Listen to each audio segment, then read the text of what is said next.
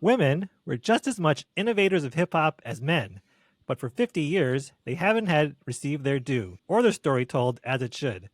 Until now.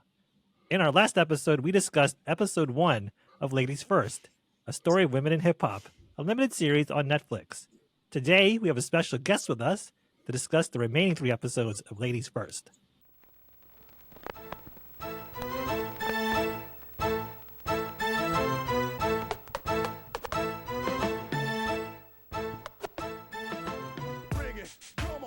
Welcome to Hip Hop Movie Club. This is a show for Gen X hip hop fans who want to relive the glory days and reconsider classic and modern hip hop films from a current day perspective.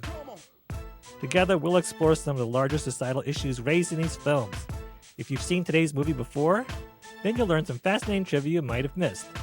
If you haven't seen today's movie before, it will help you decide whether this film is worth your time. Either way, you'll be a smarter hip hop fan by the end of this episode. The next 30 minutes or so, you'll get all this and more.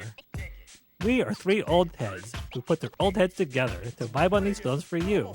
I'm Dino Wright, podcaster, filmmaker, longtime hip-hop fan, and I'm still buzzing from seeing Diggable Planets in Philly last weekend. I'm JB, 80s and 90s nostalgia junkie, longtime hip-hop fan, and I'm spunky. I like my oatmeal lumpy. I like that. Shout I'm out Boogie. to Digital Underground. Yes, sir. Yes, sir. I'm Boogie, a DJ, longtime hip hop fan, and DJing. Coincidentally, is the last core element of hip hop that I took on. I started with graffiti, then b-boying and MCing. I didn't attempt to DJ until I was about 12 or 13, and I didn't get any good until I was 14. In this episode, we'll answer the question. We know about the OG women of hip hop, so where do we all go from here?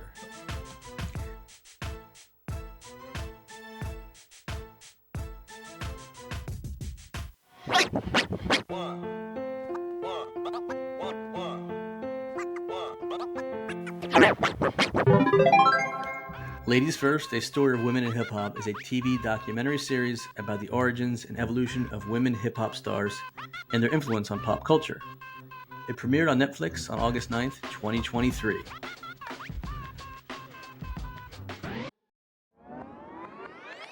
And today, we have a female perspective on the line. We have a special guest, Djenaba Figueroa.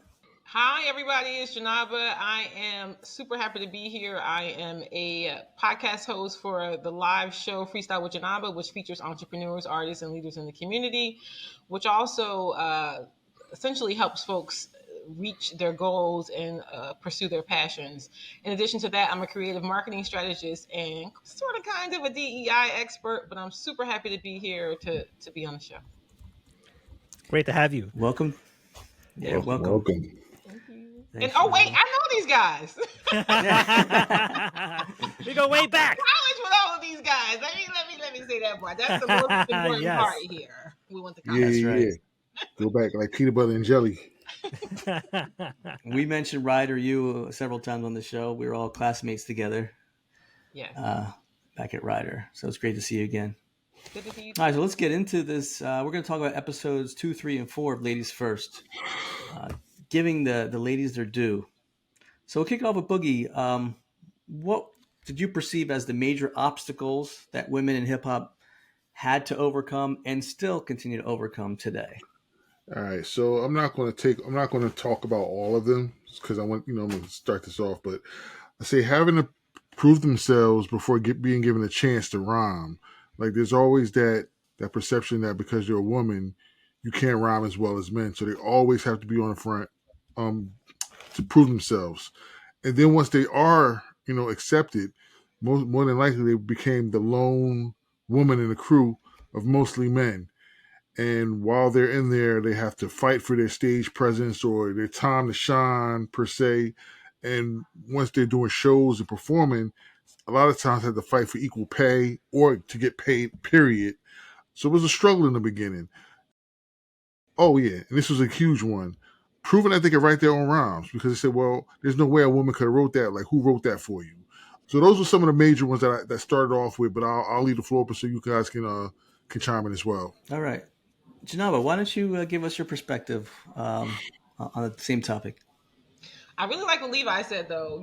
It's because it's so true across the board. Like even in any industry, education, in the nonprofit world, the corporate America, right? Women always sort of have to work harder, prove themselves, that kind of thing. But I think the major theme for me, which I think happens across the board for people in general, is the concept of like not fully understanding what your contract says. Right. So people like terminology and reading things and having a lawyer, all those things I think are really important in any industry, being able to have representation that understands language that you're about to write your name on, right? What does that look like for you today and over the long term? And so that really hit home for me. And I think that was in the last episode. And I think also just the piece about women not being able to sort of put themselves on display without being called names and being treated like they are less than because they're exposing their bodies. But meanwhile, everybody's sort of enjoying it at the same time. So that was really the most important parts for me. Donna Wright, anything to add on that topic? Yeah, these are great points. I like what you said, Djenaba, about the sort of double standard about sexuality. Yes. I really enjoyed seeing Little Kim portrayed here because she turned out to be like the hip hop Madonna. Like when Madonna like started talking about sexuality in her songs and her stuff, like everyone goes all up in arms. And then we go through this with Little Kim, and it's like all over again. She is overtly sexual in her music, and people have a problem with it, but they're also listening to it. So you can't have that much of a problem with it if she's selling all these records. And what you said about artists knowing what they're getting into from a legal standpoint is like a tried and true story of lots of artists, not just women or not just hip hop stars, women hip hop stars, like getting shafted by predatory practices in the music industry. There's an anecdote for Drew Dixon talked about how putting together Method Man and Mary J. Blige, and it won a Grammy, but all the work she did like is hardly acknowledged, and she at least should have gotten a artist and repertoire credit, and she didn't. And that was a very interesting story in episode 3. Yeah, she wasn't credited at all. That was crazy. No credit. It was a crazy story. Yeah. I would just add my 2 cents also. It was just a crazy amount of misogyny in the early days of rap, and there still is some. But I mean, look at Two Live Crew, like how degrading that is for women, even the album cover. But the lyrics, right? It's all about, I guess, subversive women and sexual acts and things of that nature, where it's very degrading. And then they had the example of KRS-One actually with the major diss of Roxanne Shante when she was only 14 or 15, and they said she was only good for, sexual encounters, so to speak, and they, using the F word. And I mean, for a young woman, take that on. That just made it so difficult to make it in the industry. And I think probably made her stronger though. Like, like at the end, I'm sorry, I didn't mean to cut you off, but at the end of the day, it probably made her go, you know what?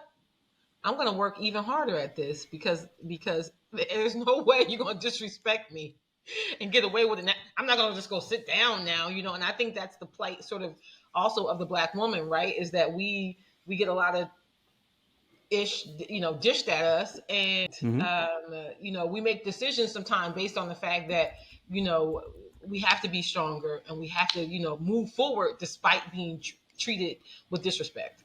So it's true when you like iron is forged or steel is forged like in the fire, but still like she shouldn't have had to deal with that nastiness.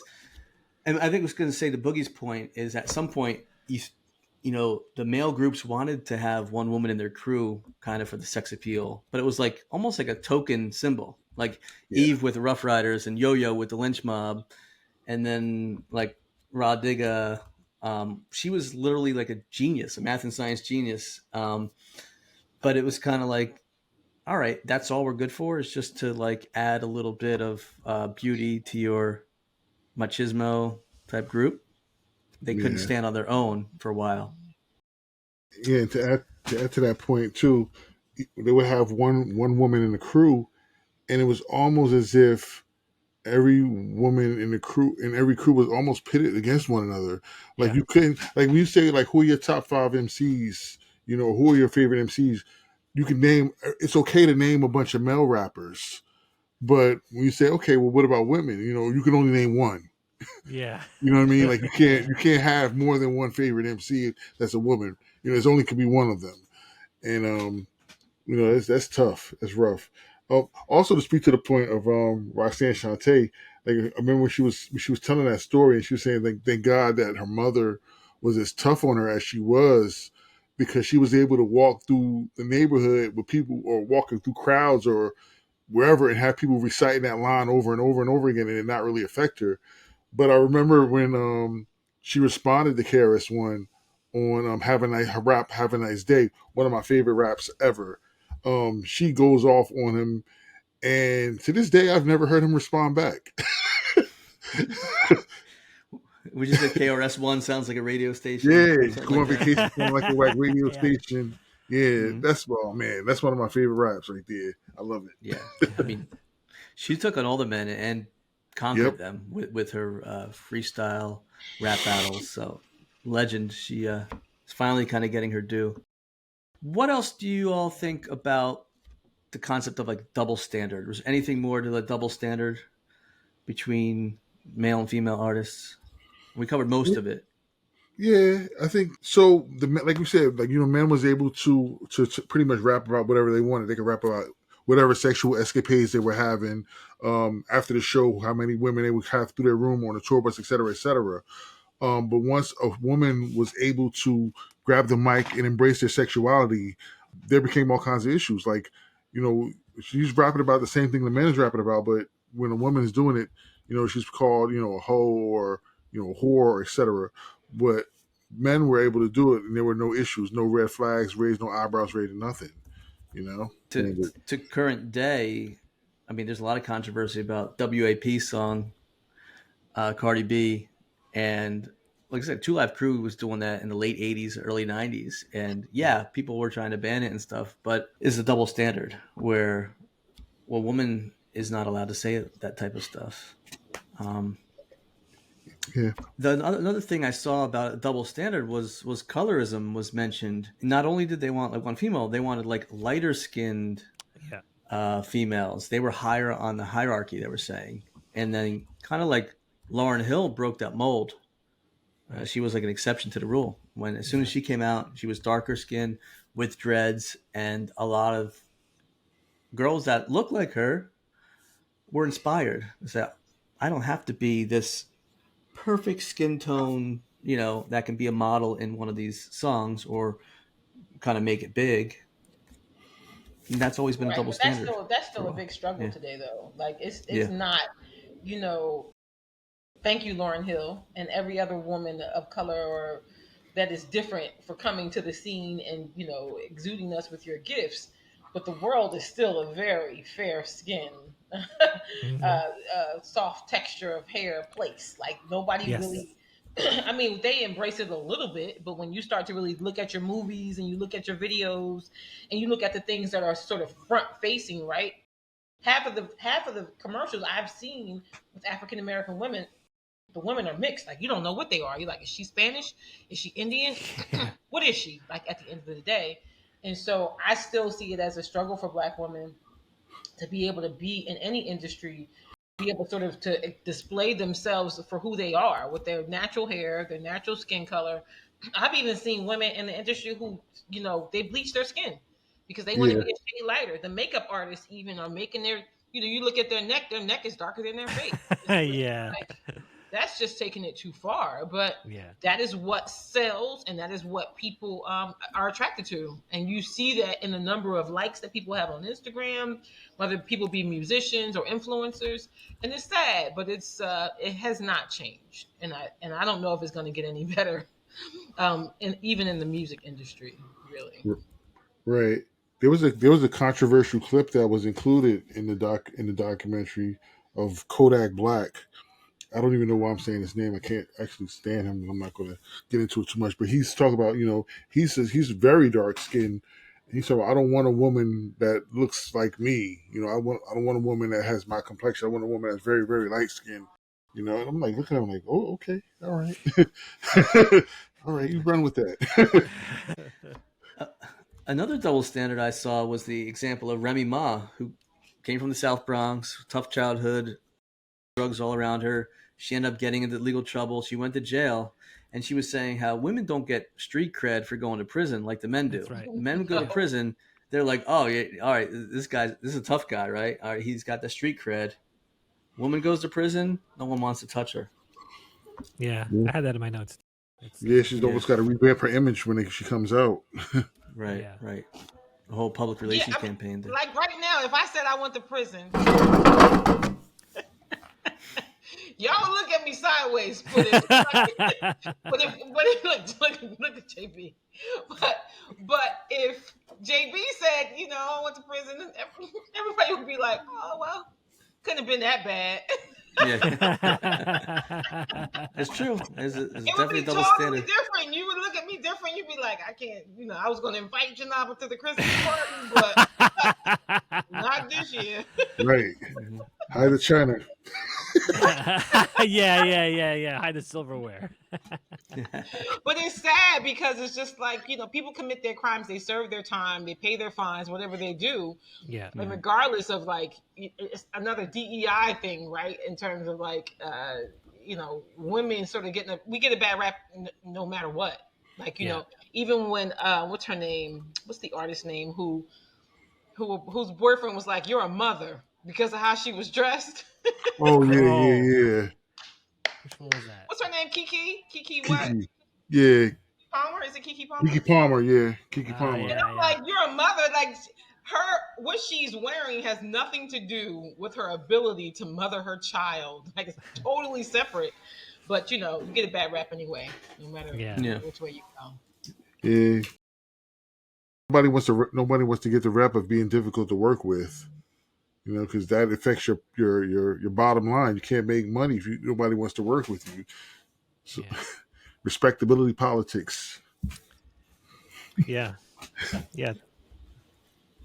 And one other challenge that women had to deal with is pregnancy was taboo as seen by the record companies. It's like, all right, now you're kind of useless to us right now. It's like, how dare you? How dare you have a child? But now, I mean, we've progressed a lot. Like nowadays with social media and everything. I saw Cardi B shared her pregnancy news with the world. Just look at last year's Super Bowl. Yeah. Right. Good example. With Rihanna. Mm-hmm. Yeah. But it was mad jokes going around about her after that. They were like, true. oh, we're not going to get another album for Rihanna for another That's true. 5 to 7 years. Like, wow, like I can't dedicate myself to my child right now. I mean, she did have that energy though. She was performing like, oh yeah. She was just very, I'm tired. This is what you're going I'm going to cash this check and be out. But it's not true though. Like, I worked my whole pregnancy. The whole pregnancy, like in fact, I went to work on that Sunday. I went to work on that Saturday, and I had my son on a Sunday. So I worked the whole pregnancy. And so you'll find that women, even though you might not see them, they're probably still working in the industry. Whether it's doing contracts or doing a photo shoot, whatever they do, right? Recording, writing and producing. You can do that from home now. Say that again. Writing and producing, you can do that from home now. Yeah. Yes, you can. Yeah. Yes, Everybody's got studios. Mm-hmm. Yeah.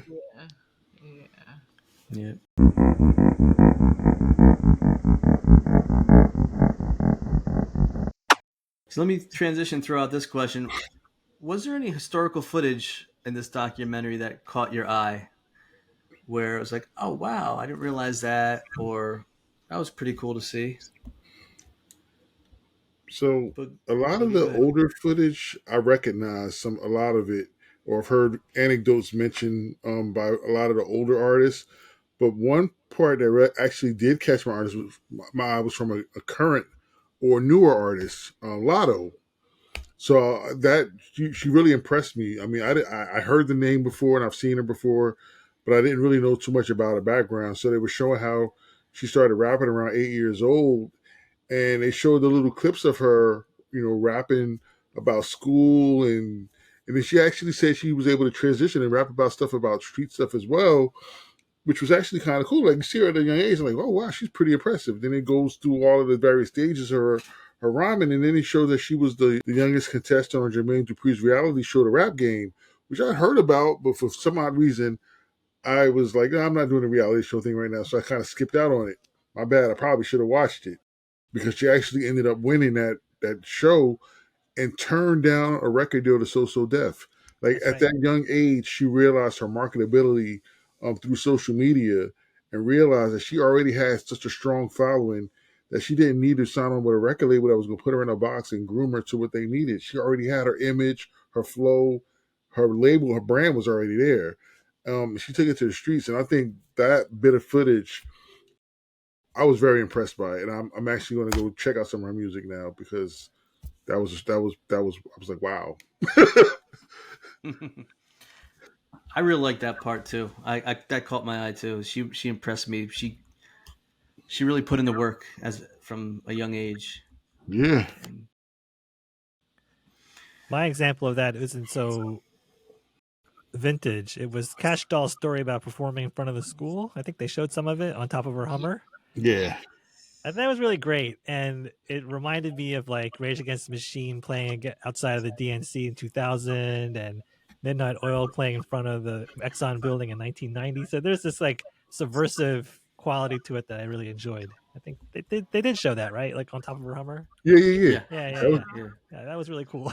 I which was like that. actually that was actually a double standard part too because they Yeah. wouldn't they didn't let her want her to perform because she used to dance.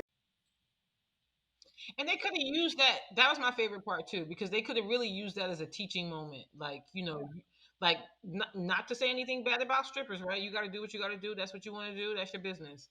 But to transition from stripping to music, it's an option. Like, you know what I mean? Like, so you don't think you're all out of options, right?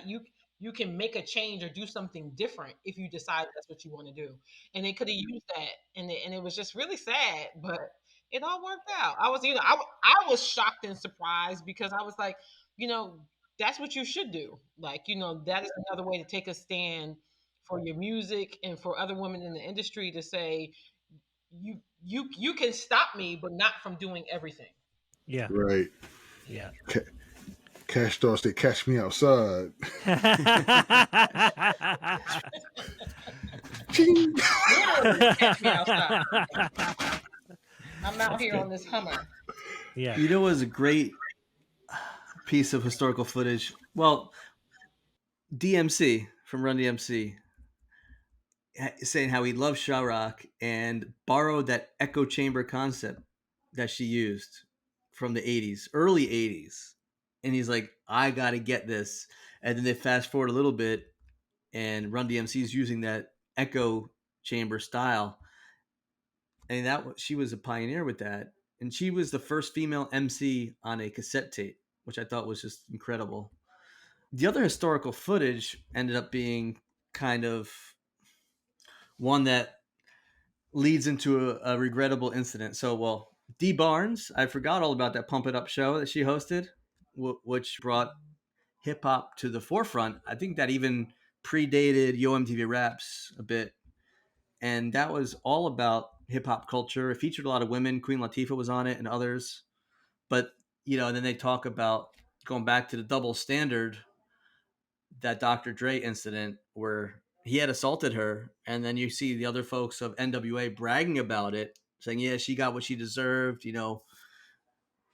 she got hit and all this stuff. Dr. Dre able to rehabilitate his career, and now he's probably billionaire. Barnes could No, he's a never. billionaire. He's a Definitely would billionaire, be. right? Yeah, she's a Yeah. billionaire. Dee Barnes kind of fell off, and she could never rehabilitate her career. She ended up suing NWA for $10 million. So yeah, that was kind of a sad incident in the annals of Dr. Dre's history. Yeah, Yeah. she's a It, footnote. it's Yeah. literally outrageous that Dr. Dre's a success and D Barnes is a footnote. frozen in time as a Right. victim. Yeah. And it's even more sad that Kierna Mayo talks about this, how it's easier not to process the violence against Black women. And Djenaba, please chime in on this. Like, it's easier not to process the violence and just move on, and then to process it and sit with this trauma. It's horrible. Yeah. But it's just the norm, like and I hate to even say that, but like violence against Black women is like it's everyday occurrence. Yeah. And you're even, for instance, not even like outside of the show, I had a neighbor who was like physically abusing his girlfriend in the parking lot. I called the police. They come and like I don't know, he must have sped them some song and dance, and then they're like the police are outside of the car, like he said everything's fine. Like, I watched this girl. I watched the whole incident and everything else. She's screaming, crying. They're laughing behind the car, and I'm thinking to myself, how easy it is, right, for women to sort of be ignored when there's actually a real problem, right? Instead of separating two of them and trying to figure out what the issue is, so she can feel safe, not still in the car while you act the man. Is everything good and everything else? Like, but that's the norm. Like, and sort of everything gets swept under the rug, and it's just like, well, oh well. If you don't have enough money, if you don't have enough resources in order to get the support that you need to fight the issue, then you're kind of at a loss. So, Yeah. sad, but it happens every day. That's actually a good segue to the other example of a double standard that we saw in the documentary. Megan Thee Stallion shot in both feet, and she's in considerable pain. Yet the officials or the police, no one believed her because she's a woman. She's continuously complaining about it. She literally got shot, and then it took until just recently for the charges to go through against what's his name, Tory Lanez. Yep. But it was like she had to go through hoops upon hoops for her to even be believed that she was assaulted. They didn't take her word for it, even though there's video footage of it as well. Yeah. You clearly see the video of her walking backwards with the traces of blood on the ground as she's walking away, and I remember it so vividly, and I was so frustrated because it was. You see so many comments and posts, calling her a liar, and okay, yeah, she so one bit of the detail was a little fuzzy, but you know where did the injuries come from? Like like she didn't shoot herself. Yeah. Oh, the bullet didn't hit her exactly. Okay, so a fragment hit her. That's still considered getting shot. It's a fragment of a bullet. Right, and you only got 10 years. So, but Right. if you pull a gun out on me, I'm expecting you to be just like, don't come back, like, don't come back.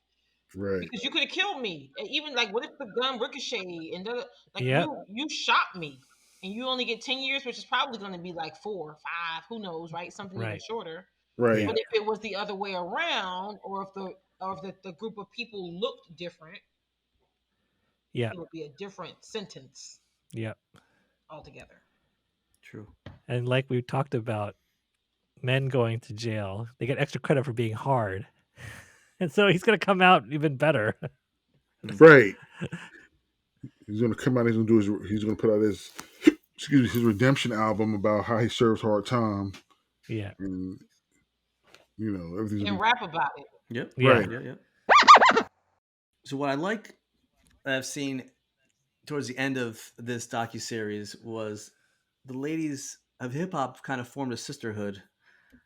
I don't see quite as many diss tracks as the males have back and forth, and it seems like there's a lot more collaboration. Boogie, what do you see as kind of evidence of the sisterhood that's been forming among the ladies of hip hop? Yeah, I think that women in hip hop, they've realized that there's room for every one of them. There's some women that like men. There's some women that like other women. There's some women that rap that they don't even specify who they like. But I think that they've all realized that there's a lane for all of them. even the subject matters, their different flows, their different dress, the way they dress is different. But there, no one's like you said. There's not as much diss tracks going back and forth. There's a growing number of collaborations as well, which is super dope. Like I remember back in the day, like we had like maybe two major collaborations. And they mentioned both of them in this documentary: the "I Want to Be Down" remix with Yo Yo, MC Light, and Queen Latifah rapping over the Brandy track, and the "Not Tonight" Ladies Night remix from Little Kim with Angie Martinez, Left Eye, the Brat, and Missy Elliott. I mean, those are really it. I mean, every other track that you would have see, sort of had more than one woman on it was a male led track.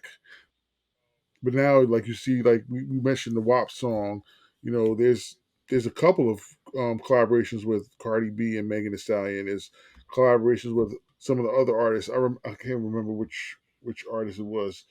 She had a couple of different generations of rappers, and I think one of them was Trina was on that track as well. So they're embracing the fact that there's women that came before them, and that the road has kind of been paved, and they're where they are because there were women ahead of them that kind of took the brunt of some of the you know insults or injury that the labels and the everybody threw at them.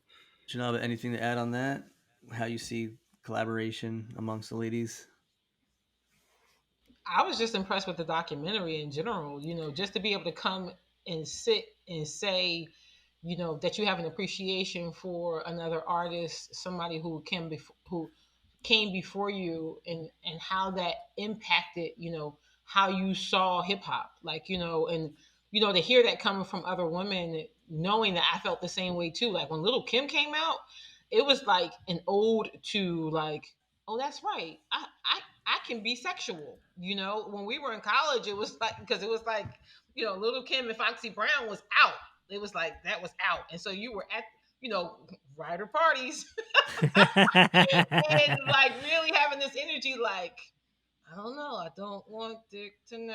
Can I say that?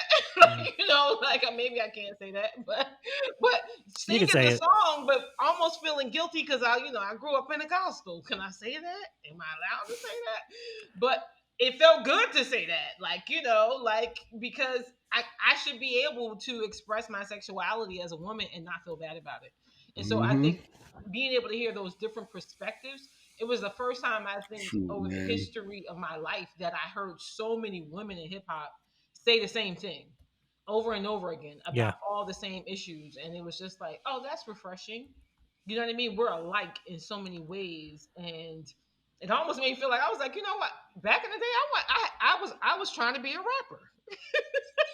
I had wrote raps, and I was like straight up thinking I was gonna be a rapper, but that career didn't go. It didn't go that way. But no, and I really appreciated what you said too, Levi. I enjoyed the documentary overall. I mean, I'm Yeah. I'm probably gonna watch it again because there were things that I didn't know. Artists, like when they got to the fourth episode and they were going over all the list of artists, I was like, who is Yeah. that? So they were just, I was being educated and informed, and so super happy to watch it and to be a part of the show too. Yeah. Well, I like what you said is that it showed who influenced who. Like, I love to see those connections because the older Mm-hmm. folks or the OGs of women with female hip hop, they paved the way for the others, and it goes so far back. Like Foxy Brown said, she loved Roxanne Shante, and we did a whole episode on Roxanne Shante's documentary, and she influenced Nas when Nas was a little boy in Queensbridge. Um, Roxanne, her style paved the way for Cardi B and Nicki Minaj. And MC Light was inspired by Sha Rock, as well as Salt and Pepper's Showstoppers. So I was kind of documenting like who influenced who. I just love to trace it back. Rhapsody was inspired by MC Light. Queen Latifah used to sneak into the Latin Quarter, and she loved KRS-One and MC Light. So it's amazing to see like these connections and who inspired who, and that just kind of continues to perpetuate, which is awesome to see. Back to a historical clip. I love this. There was a clip of DMX rapping her song back to MC Light. I thought, oh, that's so cool. Oh, yes. Yeah, that was What awesome. what episode was that? Say it That again. was That in was the a last classic clip. episode. Yeah. Yeah, yeah, yeah. He was rapping MC Light talking about how she loved her flow. Yes, And you can that hear was that that was too, dope. sort of too, even though he was hype.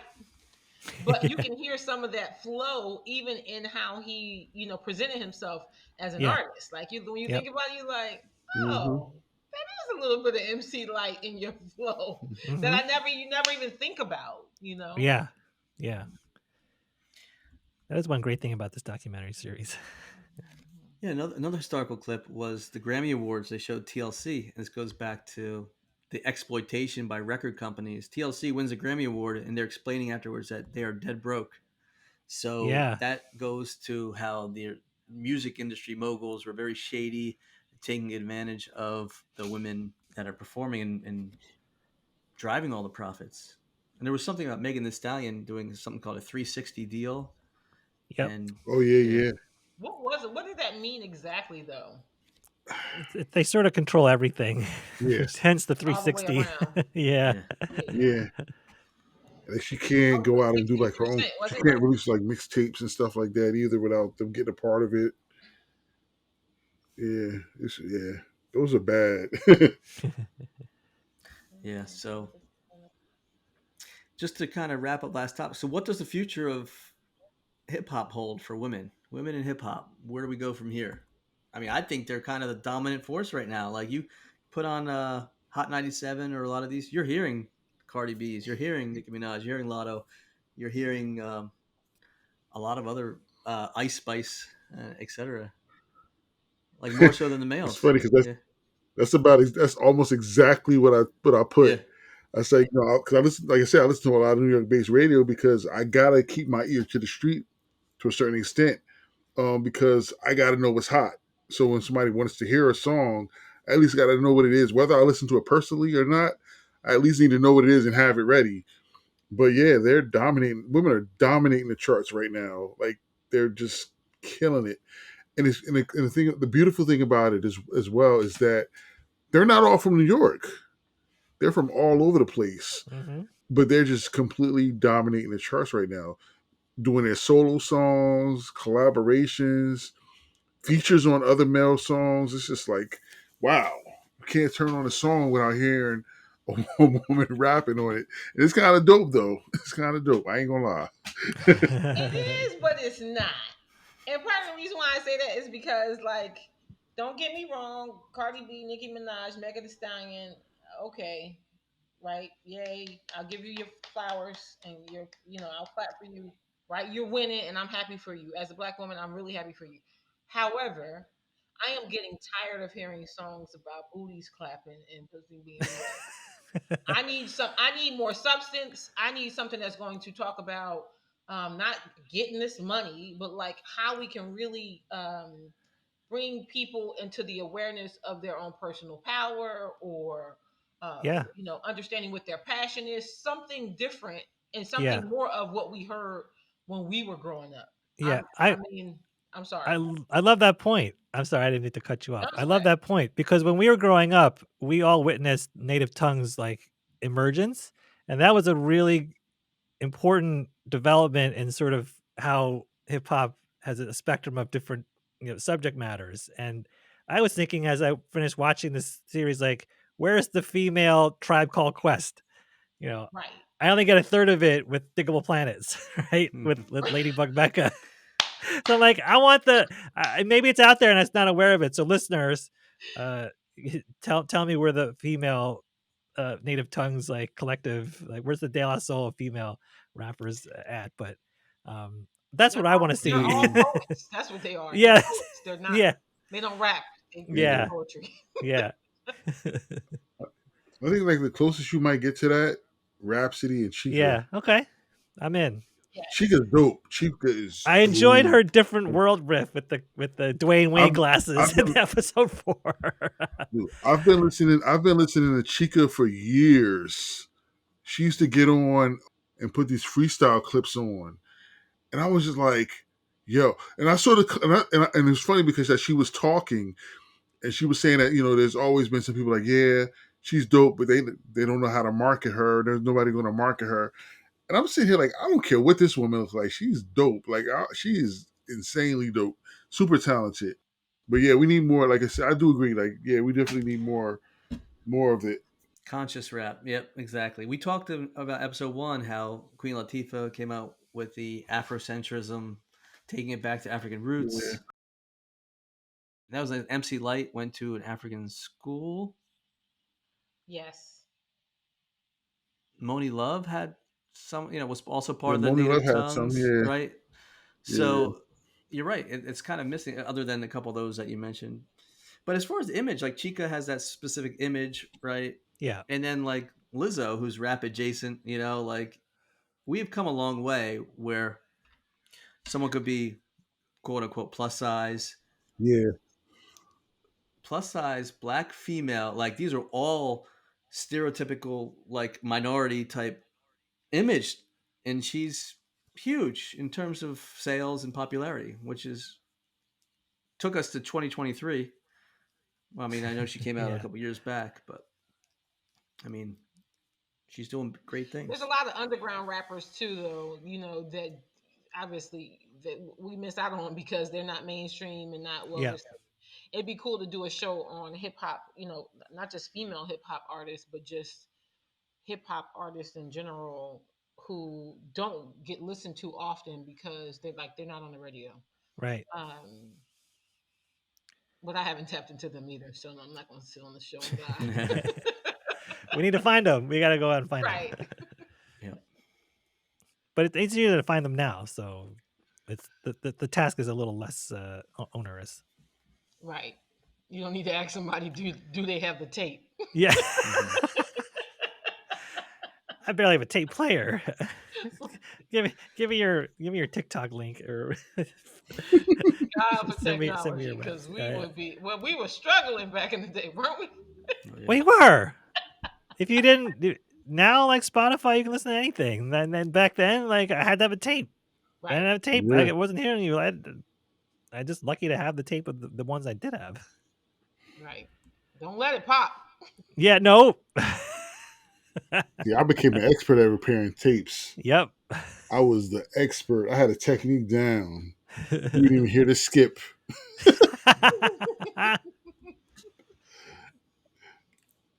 Oh man. All right. So I think we covered pretty much all the aspects I wanted to cover. Anybody have any last minute comments about Ladies First?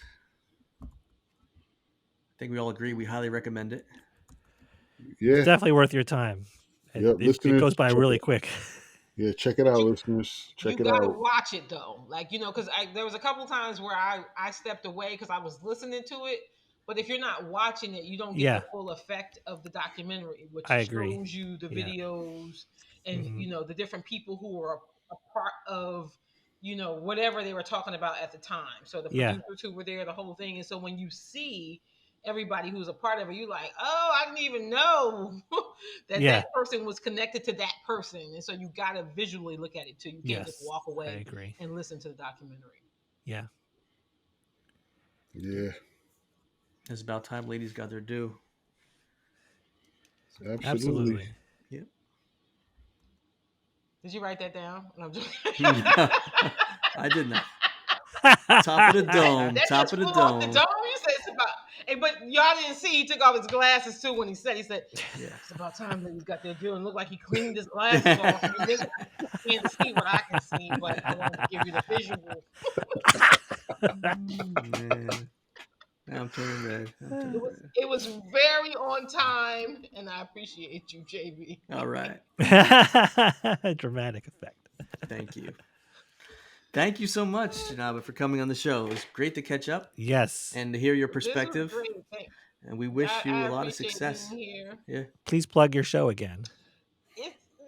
You're going to struggle to look for it. So just look for it on Facebook. Freestyle with Djenaba. It's a show about entrepreneurs, artists, and leaders in the community to inspire folks to pursue their passion. So it has like a little bit of a hip hop theme because I use hip hop to market the show. And I also talk about the song throughout the show as inspiration for listeners. So thank you guys for having me on the show, though. I don't know if I brought a fully female perspective, but of course. It was fun nonetheless. We'll put her link in the show notes, everyone. So check it out.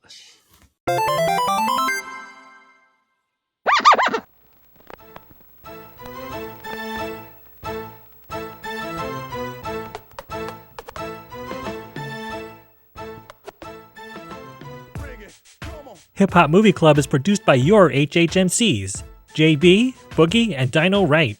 Theme music by Boogie. Check us out on Facebook and Instagram at Hip Hop Movie Club. On the next episode of the Hip Hop Movie Club podcast, your HHMCs will review All Up in the Biz. Subscribe now in your favorite podcast app and you won't miss it. Shout out to your listeners. Thanks for listening. And remember, don't hate, accommodate. Hey! I always end with one of those rhymes like call it Al Sharpton or Dr. Seuss. I need a t-shirt like that so I can wear it to work with my blazer. There you go. Like going straight down the center. Don't hate, accommodate. We have a whole list of these. With all the list of yeah. Oh, we've done a whole bunch. We're like, y'all should. Don't hate, navigate. Don't hate, reverberate. Negotiate. We can just go on and on. I gotta put that in the list. Don't hate, appreciate. Appreciate. I think we had that one. Yep. I'm running out of words. So. We should come. You'll need to find other words. That was one of the first ones. Yeah.